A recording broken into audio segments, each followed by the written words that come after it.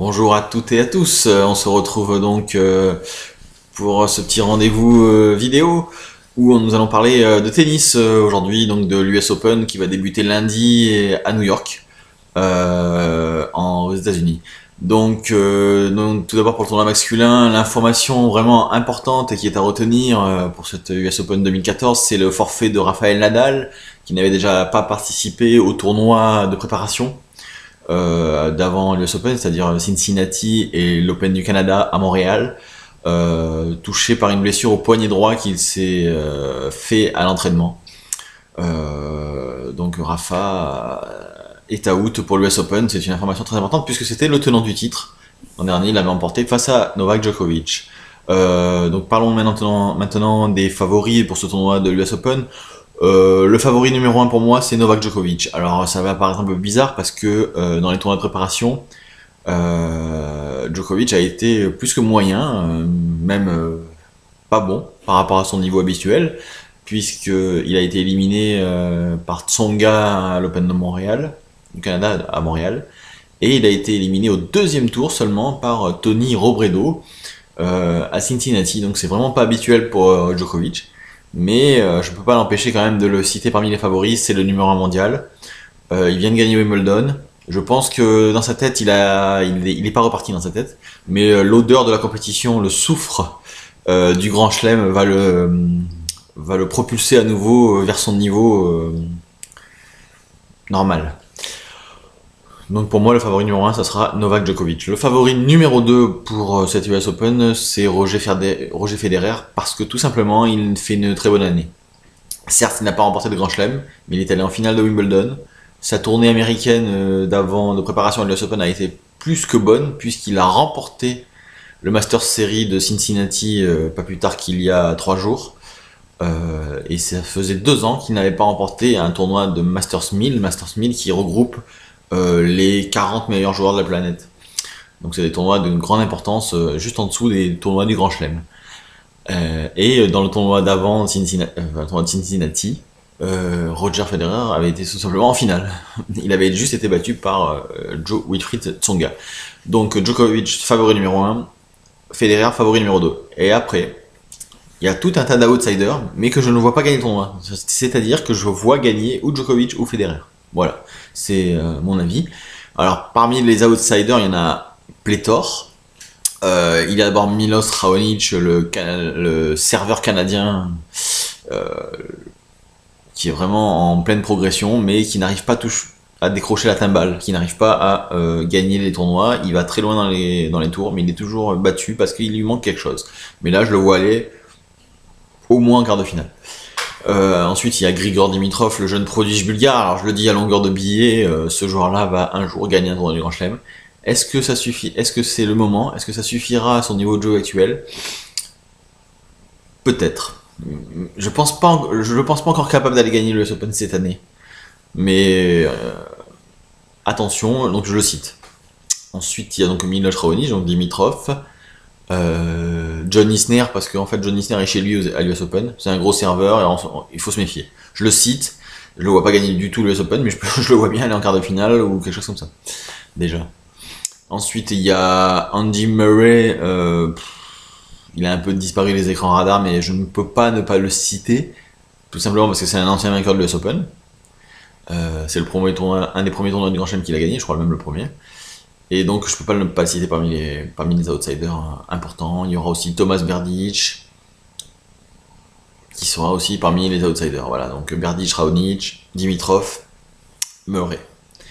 Et enfin, je vais vous parler des Français qui ont fait une tournée américaine que je qualifie de très bonne, parce qu'en fait, il y a surtout deux Français qui se sont illustrés en fait.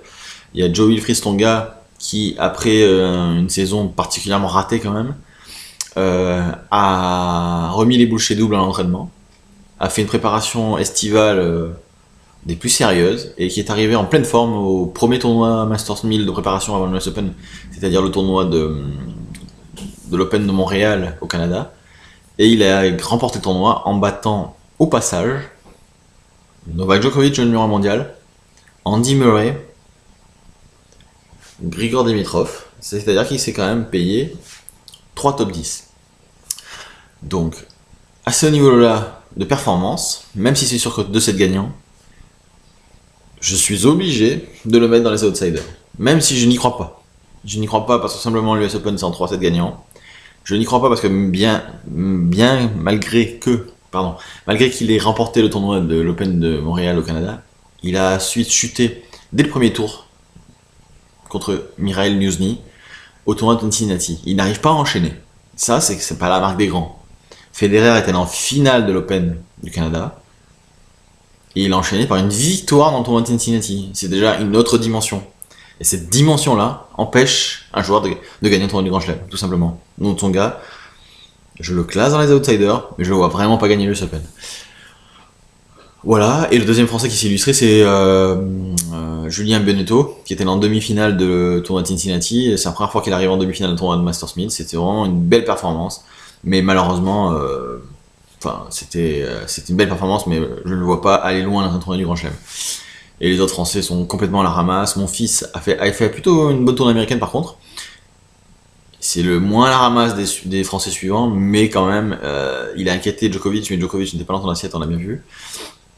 Mais ensuite, il l'a pas confirmé. Simon est à un niveau assez bas pour lui.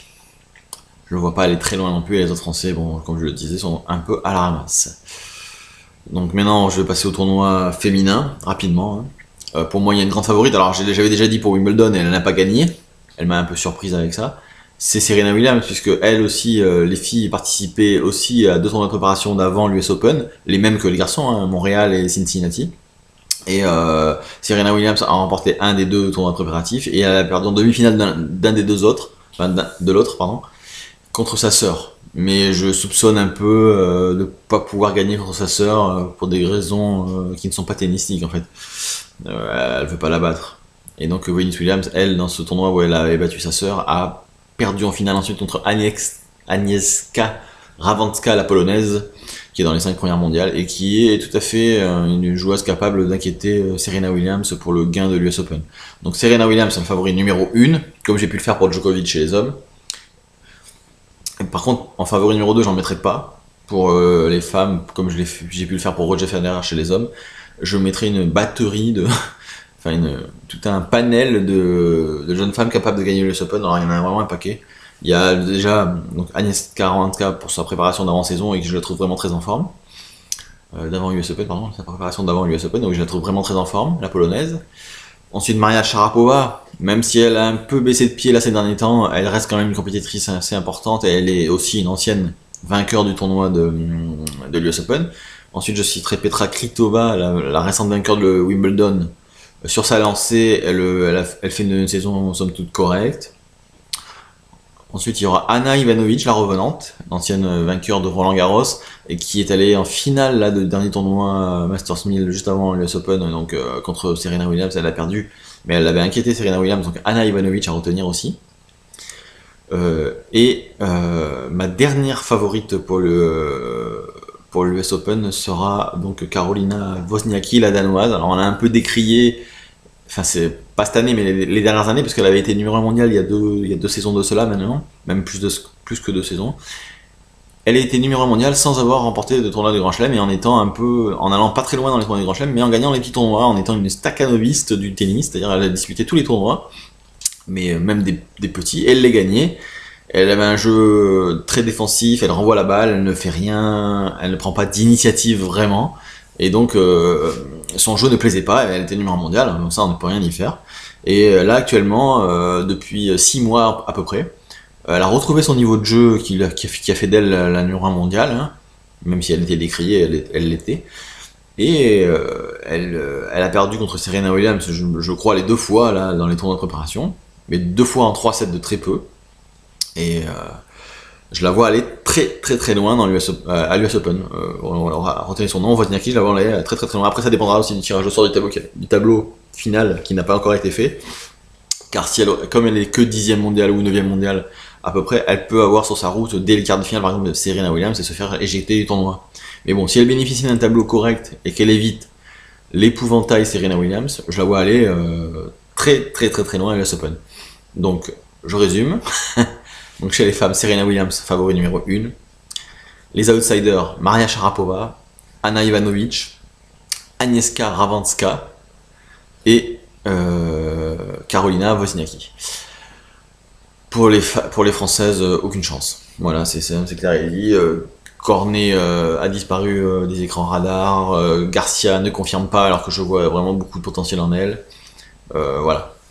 Oubliez les jeunes françaises pour cet US Open. Voilà, je crois qu'on s'est tout dit pour l'US Open. On va suivre ça à partir du lundi 25 août. Pendant 2 semaines, c'est vraiment un dernier grand rendez-vous de l'année tennistique. Et